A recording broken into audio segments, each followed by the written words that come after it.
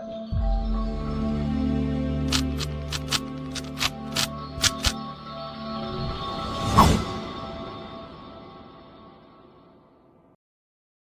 Guys, welcome to our channel AKM educational centre. तो हमने macro economics में start किया था।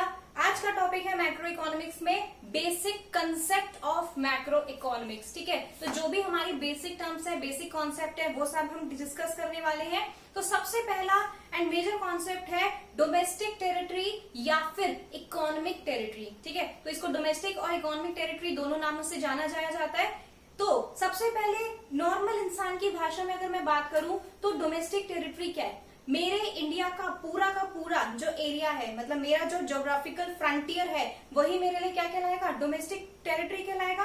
ठीक है, तो पॉइंटर नंबर 1 में देखिए, सबसे पहले क्या लिखा है? In layman language domestic territory means the political frontier of the country. ठीक है, तो ये लेमन लैंग्वेज के हिसाब से है, but as an economic student मुझे डिटेल में देखना पड़ेगा कि डोमेस्टिक टेरिटरी क्या होता है। तो पॉइंटर नंबर 2 पे नजर मारो, क्या है?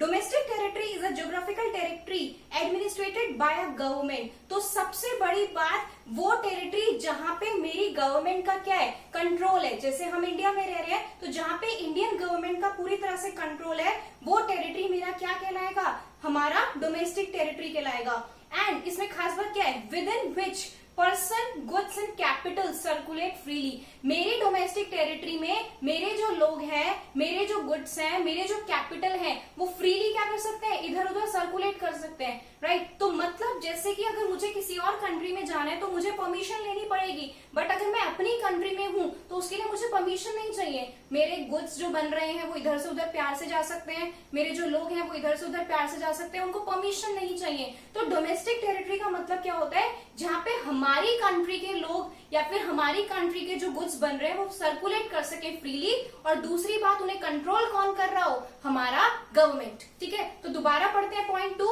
Domestic territory is a geographical territory administrative by government, जो कि हमारी गवर्नमेंट कंट्रोल कर रही है। ठीक है, with in which person goods and capital circulate freely, जहां पे लोग, सामान और जो भी कैपिटल है वो इधर उधर सर्कुलेट हो सकता है। जैसे सामान दिल्ली से मैंने कहा भेज दिया? मुंबई भेज दिया। ठीक है, वेस्ट बंगाल से बंदा कहाँ आ रहा है? छत्तीसगढ़ जा रहा है, तो यहाँ पे कोई भी रेस्ट्रिक्शंस नहीं है। ठीक है, तो यह हमारा पॉइंट होता है डोमेस्टिक टेरिटरी का।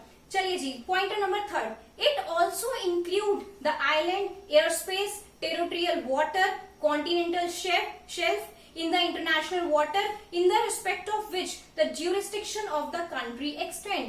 तो यहाँ क्या क्या इंक्लूड होता है?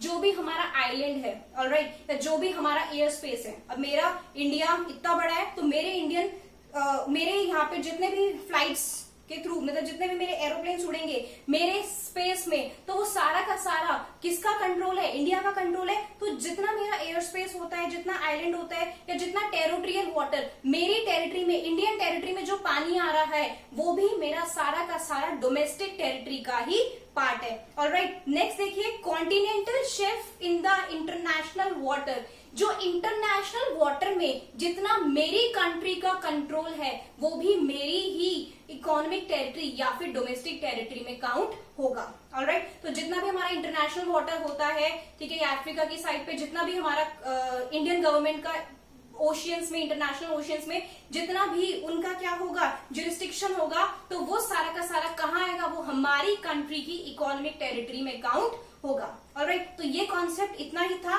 तो डोमेस्टिक टेरिटरी में हमने क्या सीखा? कि वो ज्योग्राफिकल टेरिटरी जिसको कौन कंट्रोल कर रहा है? हमारी गवर्नमेंट, जहाँ पे लोग, जो पर्सन्स है हमारे, जो गुड्स है और जो कैपिटल है, वो इजीली सर्कुलेट कर सके।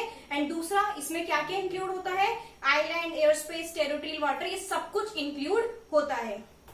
नेक्स्ट देखते हैं, इकोनॉमिक टेरिटरी इंक्लूड, क्योंकि क्वेश्चन आता है हमारे पास बोर्ड्स में कि कौन कौन से आइटम इंक्लूड्स होते हैं और कौन कौन से आइटम्स नॉन इंक्लूड होते हैं। तो चलिए फर्स्ट पॉइंट देखते हैं कि कौन कौन से आइटम्स इंक्लूड होते हैं।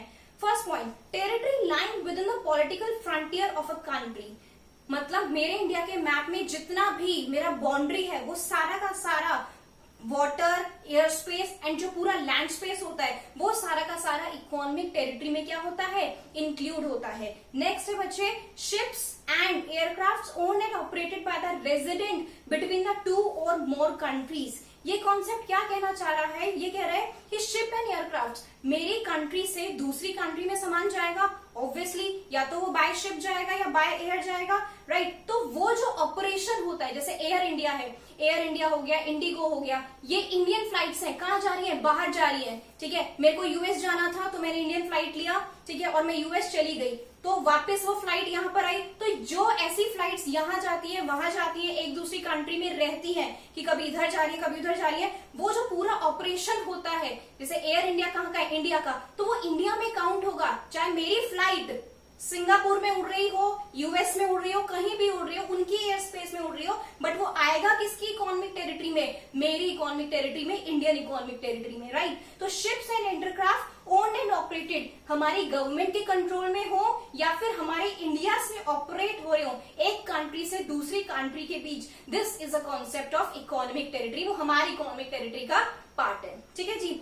चलिए जी, थर्ड पॉइंट है fishing vessels, oil and natural rigs and floating platform operated by the resident of a country in the international water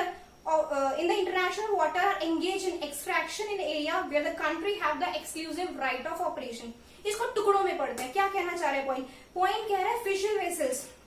देखो बहुत बड़े बड़े ओशियंस होते हैं, उनमें हमारा क्या होता है, कुछ पार्ट होता है, हमारे पास 4 ओशियन है, इतनी सारी कंट्रीज हैं, ठीक है, तो सारा हमारा तो है नहीं, राइट। तो उसमें हर कंट्री का कुछ ना कुछ होता है, एक्सक्लूसिव राइट होता है कि इतना पानी या इतना ओशन का एरिया उस कंट्री का है, ऑलराइट। तो जितना भी हमारा इंटरनेशनल वाटर स्पेस में जो भी हमारा है, दूसरा ऑयल एंड नेचुरल रिग्स, जैसे हमारी बहुत सारी आपने सुना होगा तेल की खाने होती हैं, नेचुरल गैसेस होती हैं जिसपे हमारा कंट्रोल होता है, राइट। तो हमारे कंट्रोल में जितनी भी ये चीजें होती हैं जिसपे हमारी गवर्नमेंट का क्या होता है, एक्सक्लूसिव राइट होता है, वो सारे कंट्रोल करते हैं हमारी कंट्री से, या वो सारी चीजें बिलोंग करती है हमारी टेरिटरी से, ऑलराइट। तो थर्ड पॉइंट में हमने देखा कि जितनी भी फिशिंग वेसल्स होती हैं, ऑयल्स होते हैं, रिग्स होते हैं, जो कि हमारी कंट्री के रेजिडेंट हैं, ठीक है, या हमारी कंट्री के रेजिडेंट ऑपरेट कर रहे हैं, हमारी गवर्नमेंट ऑपरेट कर रही है, ठीक है, जिनका हमारी कंट्री पे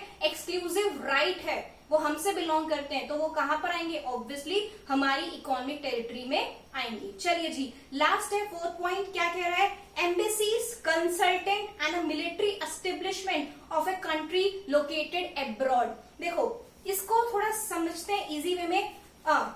हमारे एम्बेसीज, ऑलराइट, हमारे एम्बेसीज मतलब इंडियन एम्बेसीज बहुत जगह होंगे कंट्रीज में, अलग अलग कंट्रीज में होंगे। हमारे इंडियन एम्बेसीज कहाँ हो सकते हैं, सिंगापुर में हो सकते हैं, ऑस्ट्रेलिया में हो सकते हैं, यूएस में हो सकते हैं, अलग अलग जगह हमारे एम्बेसीज फैले हैं, राइट। तो बाहर की कंट्री में जो इंडियन एम्बेसीज रह रहे हैं, मेरा इंडियन एम्बेसीज जो कहाँ पर है, ऑस्ट्रेलिया में है, या कहाँ पर है, सिंगापुर में है, या फिर यूएस में है, तो वो सारे के सारे जो एम्बेसीज है वो कहाँ आएंगे, इकोनॉमिक टेरिटरी ऑफ इंडिया में काउंट होंगे। वहां की कंट्री में जहां पे रह रहे हैं वहां पर काउंट नहीं होंगे, कहां पर काउंट होंगे, मेरी कंट्री में क्या होंगे, काउंट होंगे, ऑलराइट। तो एम्बेसीज, कंसल्टेंट और मिलिट्री फोर्स चाहे दूसरी कंट्री में हो, बट हमेशा पार्ट किसका रहेगी, हमारी इकोनॉमिक टेरिटरी का पार्ट रहेगी। तो फटाफट रिवाइज करते हैं कौन से कॉन्सेप्ट आएंगे हमारे इकोनॉमिक टेरिटरी में। सबसे पहला, जितना हमारा पॉलिटिकल फ्रंटियर का स्पेस है वो terrestrial water air space. Second point क्या था, शिप्स एंड एयरक्राफ्ट, जो शिप्स एंड एयरक्राफ्ट हमारी कंट्री क्या कर रही है,